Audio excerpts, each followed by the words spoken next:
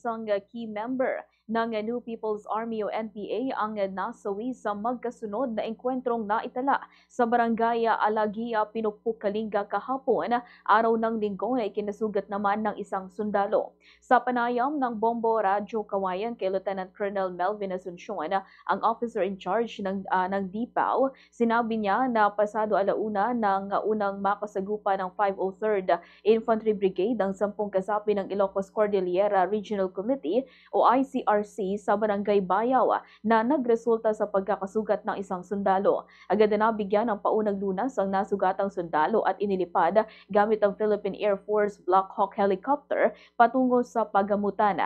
Kahapon muling sumiklab ang sagupaan kung saan isang mahalagang kasapi ng NPA sa ilalim ng ICRC ang nasawi. Na-recover naman ng militar ang isang mataas na kalibreng armas at isang bandolier.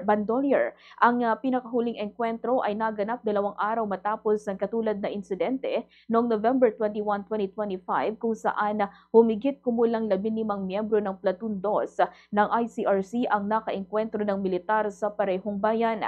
Ayon sa mga ulat, nagsimula ang operasyon matapos magsumite ng reklamong ilang residente hinggil sa patuloy na pangingikil at pananakot ng mga natitirang kasapi ng Communist Terrorist Group sa Cordillera. Sa ngayon, nagpapatuloy ang hot pursuit operation upang matugis sa mga nalalabing miyembro ng ICRC na tumakas matapos ang palitan ng putok upang tuluyang ma-destabilize ang grupo sa kanilang AOR.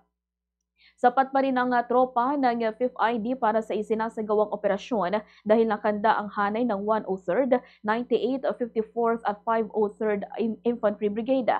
Pinawi naman ng militar ang pangamba ng mga residente dahil ang encounter site ay malayo sa mga kabahayan.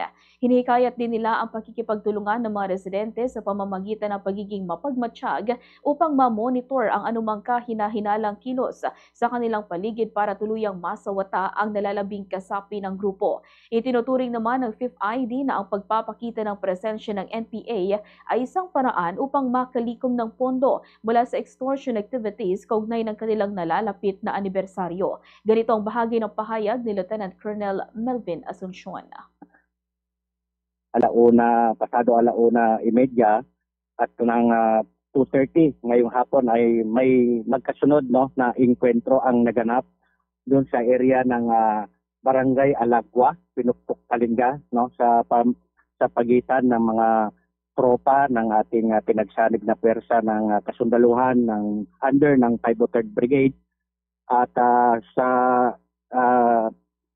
mga grupo ng CPP-NPA na pinaniniwalaang miyembro ng ICRC. At sa unang enkwentro nga, meron tayong nasugatan na kasundaluhan na isa. Doon sa pangalawang enkwentro naman, mayroong isang body count, isang katawan ng NPA na ngayon ay ina-identify